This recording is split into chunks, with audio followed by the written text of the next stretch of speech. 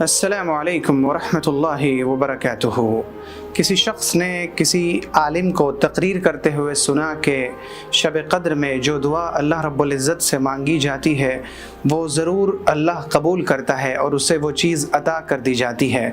چنانچہ جب اس نے یہ سنا تو اس نے ایک پلان بنایا، منصوبہ بنایا، اور وہ اس منصوبے کے تحت ایک رومال کے اندر ایک اینٹ لے کر بیٹھا اور رات بھر اللہ سے دعا کرتا رہا، اے اللہ مٹی کی اس اینٹ کو سونے کا بنا دے۔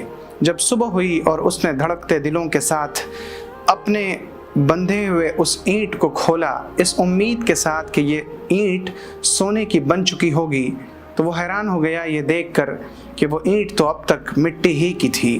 اس کا یہ اعتقاد ختم ہو گیا کہ اللہ شب قدر میں انسان کی دعا قبول کرتا ہے۔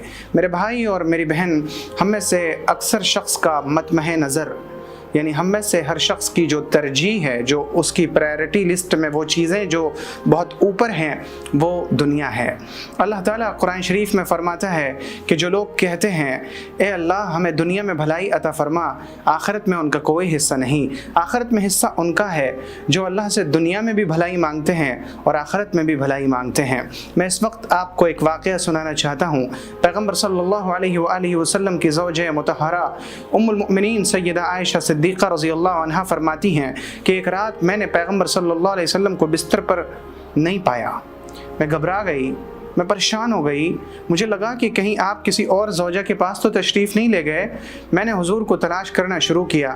میں نے دیکھا کہ آپ کے دونوں پاؤں سجدے میں کھڑے ہیں، یعنی جب آپ سجدے میں گئے تو آپ کے دونوں پاؤں کھڑے ہیں اور آپ اللہ سے گڑ گڑا کر کہہ رہے ہیں، اللہم انی اعوذ برضاک من سخطک وبمعافاتک من عقوبتک وبک منک لا احصی ثناء علیک انت کما اثنیت علی نفسک۔ اے اللہ میں آپ کی پناہ میں آتا ہوں آپ کی ناراضگی سے، مجھے اس سے پناہ عطا فرمائیے کہ آپ مجھ سے ناراض ہو جائیں، اور اللہ کی رضامندی سے بڑھ کر اور کیا چیز ہو سکتی ہے۔ اللہ کی رضا، اس کی خوشی، اللہ کی رضا اور اس کی خوشی کی علامت یہ ہے، نشانی یہ ہے، پہچان یہ ہے کہ آپ اللہ سے خوش ہیں۔ جب آپ اللہ سے اس کے تمام فیصلوں پر راضی ہیں تو پھر سمجھ جائیے کہ آپ سے آپ کا رب خوش ہے۔ اور دوسری چیز جس سے حضور پناہ مانگ رہے تھے وہ تھی اللہ رب العزت کی سزا۔ اللہ کی سزا کو کوئی شخص برداشت نہیں کر سکتا۔ بہت سے لوگ ہوتے ہیں جو کہتے ہیں اے اللہ جو سزا آخرت میں دینی ہو وہ دنیا میں ہی دے لیجئے، مگر آخرت میں سزا نہ دیجئے۔ میں پوچھتا ہوں اے میرے بھائی، کیا آپ آخرت کی سزا کو دنیا میں لے کر آپ اسے سہ سکتے ہیں؟ آپ برداشت کر سکتے ہیں؟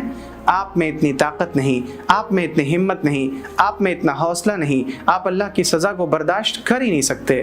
لہٰذا آپ دعا مانگیے کہ اے اللہ آپ میں جس سزا کا مستحق ہوں اسے معاف کر دیجئے، مجھے سزا ہی مت دیجئے۔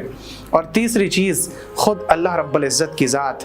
اللہ کے فیصلے بڑے عجیب ہوتے ہیں، بڑے نرالے ہوتے ہیں، اس کی وجہ بظاہر بہت سی بار انسان نکال نہیں سکتا اللہ کا یہ فیصلہ کیوں ہے۔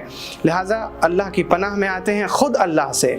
اگر کوئی شخص تیر چلا رہا ہو اور آپ میدان کے بیچ میں کھڑے ہیں تو خطرہ ہے کہ آپ کو تیر لگ جائے گا، لیکن اگر آپ تیر چلانے والے کے پاس آ جائیں گے اور یہ تیر چلاتا ہے تو یہ تیر میدان میں موجود شخص کو لگے گا، آپ کو نہیں۔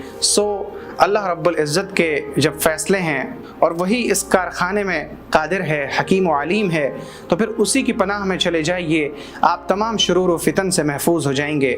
اس دعا کو یاد رکھ لیجئے اور فتنے کے اس زمانے میں اس دعا کو اپنے معمول میں شامل کیجئے۔ اللہم انی اعوذ برضاک من سخطک وبمعافاتک من عقوبتک وبک منک لا احصی ثناء علیک انت کما اثنیت علی نفسک۔ اس دعا کی ضرورت ہم سب کو ہے۔ اس دعا کی ضرورت اتنی شدید ہے، ضرورت اس چیز کی ہے کہ ہم میں سے ہر شخص اس دعا کا اہتمام کرے، اس کے معانی کو سمجھ کر۔ لہذا اس پیغام کو دوسروں تک پہنچائیے۔ تازہ فکر کا تعاون یہ بھی ہے کہ آپ اس کے پیغام کو دوسروں تک پہنچا رہے ہوں، تعاون کیجیے، آگے بڑھائیے اس پیغام کو، شیئر کیجیے۔ السلام علیکم ورحمۃ اللہ وبرکاتہ۔ اگر آپ کو یہ ویڈیو پسند آئی ہو تو ویڈیو کو لائک کریں اور شیئر کریں، اور چینل کو سبسکرائب کرنا ہرگز نہ بھولیں۔